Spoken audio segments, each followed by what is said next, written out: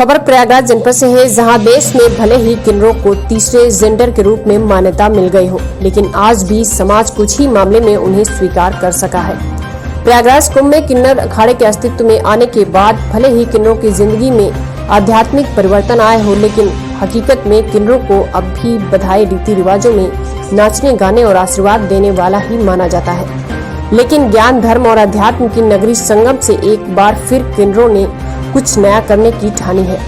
इन किन्नरों पर प्रधानमंत्री की आपदा में अवसर तलाशने की सोच इस तरह घर कर गई है कि उन्होंने आत्मनिर्भर बनने के लिए अब कव्वाली के जरिए देश में न सिर्फ अपने कलामों के जरिए समा बांधेगी, बल्कि कव्वालों को एक चुनौती देते हुए अपने बलबूते कुछ नए अवसर भी खोजने का काम करेगी। ज्योति किन्नर बड़े ही साफगोई से कहती हैं कि आपदा में अवसर की उनकी तलाश पूरी हो गई है। वो कव्वाली की महफिल के जरिए खुद तो आत्मनिर्भर बनेंगी ही, अन्य किन्नरों को भी इससे जोड़कर उन्हें भी रोजगार के नए अवसर देंगी।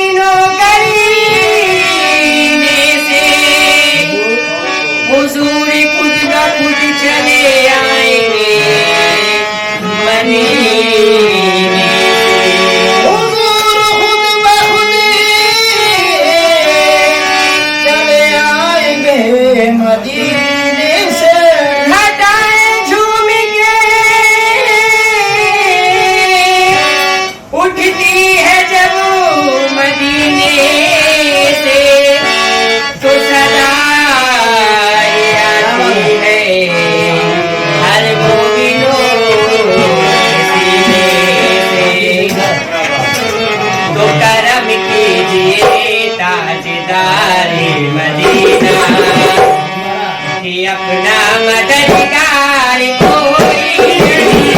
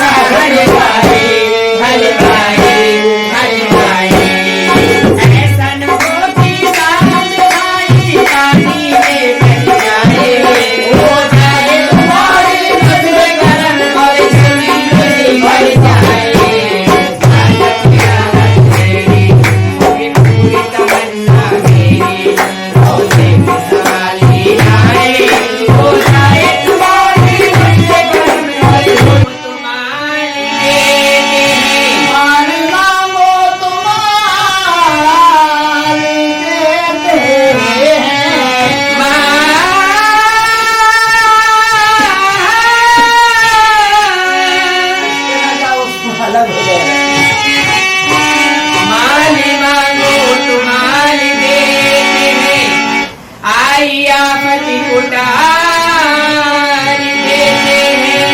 कितने अच्छे हैं ये गरीब नवाज कि सबकी हसरत निकाल देते हैं। सबकी हसरत निकाल से आए हैं चलकर जमीन पर देख लेते हैं। चलो हम भी बुलंदी से उतर कर देख लेते हैं। चलो हम भी बुलंदी से उतर कर देख लेते हैं।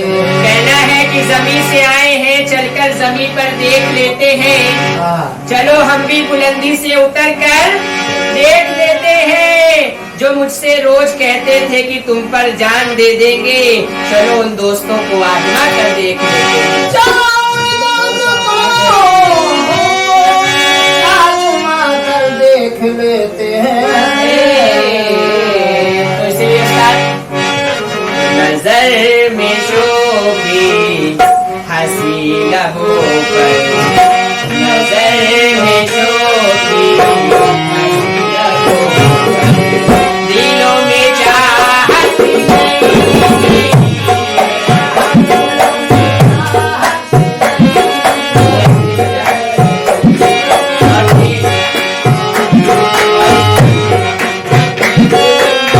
खफा होना रूठ जाना, अभी तो साथी नया नया है, अभी तो साथी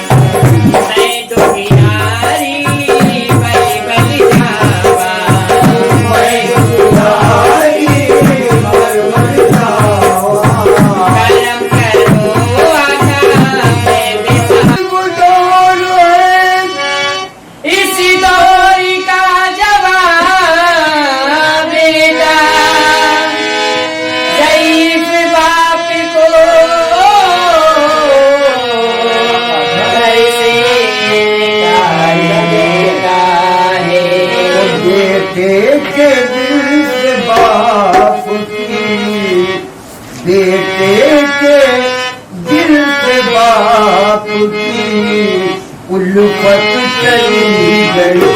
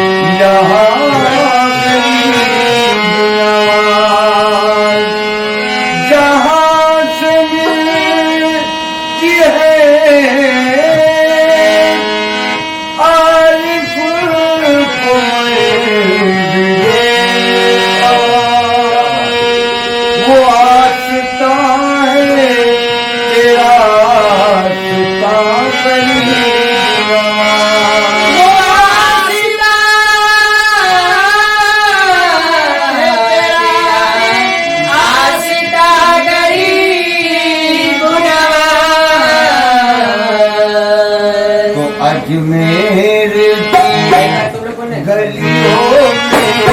में मरना और जीना।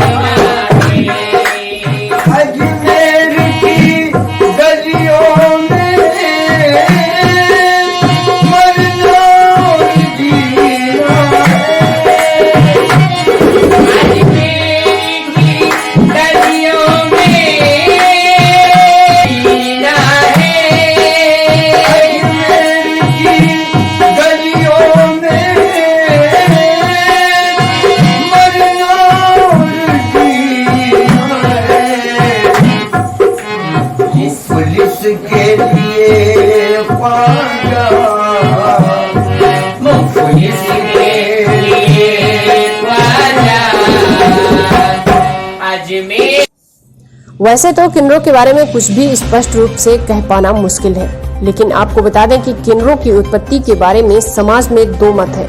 पहला मत कहता है कि वे ब्रह्मा की छाया या उनके पैर के अंगूठे से उत्पन्न हुए हैं, जबकि दूसरा अरिष्ट और कश्यप को उनका आदिजनक मानता है। अन्य मान्यताओं के अनुसार कैलाश किन्नरों का निवास स्थान था, जहां वे भगवान शंकर की सेवा किया करते थे।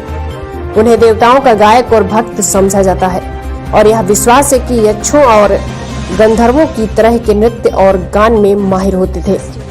तुलसीदास जी ने भी अपनी रचनाओं में किन्नर को धर्म कर्म के क्षेत्र में तीसरे स्थान पर स्वीकार किया है।